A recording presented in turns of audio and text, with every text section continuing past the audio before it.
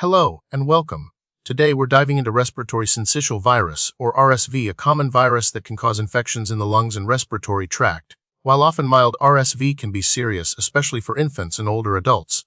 Join us as we explore what RSV is, how it affects us, and what we can do about it. So, what causes RSV? Respiratory syncytial virus is, quite simply, a virus. It belongs to the pneumoviridae family, and there are two main subtypes, RSV-A and RSV-B. Infection spreads easily through respiratory droplets produced when someone coughs or sneezes. It can also survive on surfaces for several hours.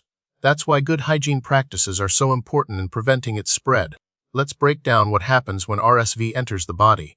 The virus typically enters through the eyes, nose, or mouth.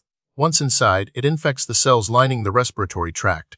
This infection causes inflammation and swelling in the small airways of the lungs, known as bronchioles. This inflammation can lead to difficulty breathing, wheezing, and increased mucus production, making it harder for air to flow in and out of the lungs. In severe cases, this can lead to bronchiolitis or pneumonia. RSV is incredibly common. In fact, most children will have been infected with RSV at least once by the time they turn 2. While it can occur at any time of year, RSV infections typically peak during the fall and winter months. This seasonal pattern is what contributes to those annual surges in hospitalizations, especially among young children. It's a truly global virus, affecting people of all ages and backgrounds, but infants, young children, and older adults are particularly vulnerable. How do you know if you or a loved one has RSV? The symptoms can vary depending on age and the severity of the infection. In adults and older children, RSV may present as a mild cold, with symptoms like a runny nose, sore throat, mild headache, fever, and cough. However, in infants and young children, the symptoms can be more severe, including difficulty breathing, rapid breathing, wheezing, a cough, bluish skin due to lack of oxygen, a cyanosis, irritability, poor feeding, and lethargy. It is crucial to seek medical attention if a child shows any signs of severe respiratory distress. Diagnosing RSV usually involves a physical exam and assessing the patient's symptoms. In many cases, particularly in otherwise healthy adults and older children, specific testing isn't necessary. However, for infants and those at higher risk, a nasal swab or wash can be taken to detect the RSV virus.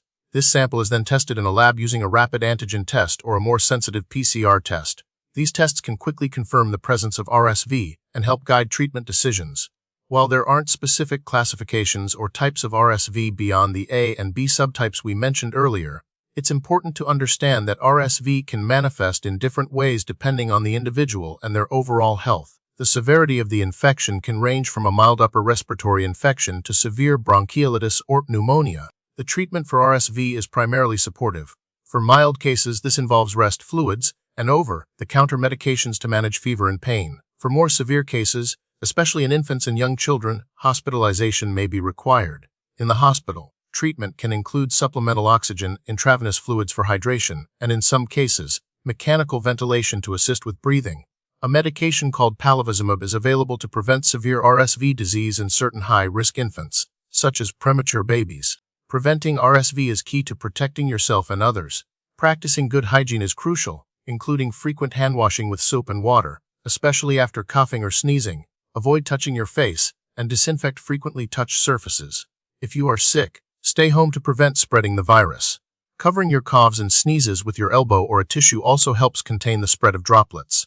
For high-risk infants, palivizumab injections can provide passive immunity and help prevent severe RSV disease. The prognosis for RSV infection is generally good, especially for healthy adults and older children who typically recover within a week or two. However, infants, young children, and older adults are at a higher risk for complications. Recent research has focused on developing RSV vaccines for pregnant women to protect their newborns, as well as vaccines for older adults.